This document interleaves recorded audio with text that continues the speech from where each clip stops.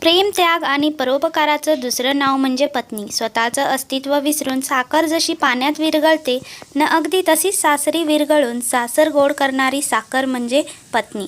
कौतुक आणि कृतज्ञतेच्या गावी जाण्याचं स्वप्नही न पाहता आजन्म यंत्रवत विनामूल्य सेवा देणारी महात्यागी म्हणजे पत्नी.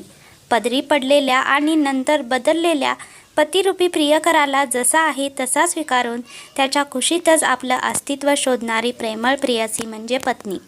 स्वतःच्या जीवातून नवा जीव घडविणारी विश्वनिर्मिती म्हणजे पत्नी. उंबरठ्याबाहेर पडल्यावर वेदना पिऊन सासरची गोडवे गाणारी थोर स्त्री म्हणजे पत्नी. माहेरी गेल्यावर कायमस्वरूपी सासरची ओढ असणारी माहेरची लेक म्हणजे पत्नी. सगळं संपवून अनंताच्या प्रवासाला निघतानाही सासरकडून कोणतीही अपेक्षा न ठेवता माहेरची साडी नेसून स्वर्गस्थ होणारा देह म्हणजे पत्नी.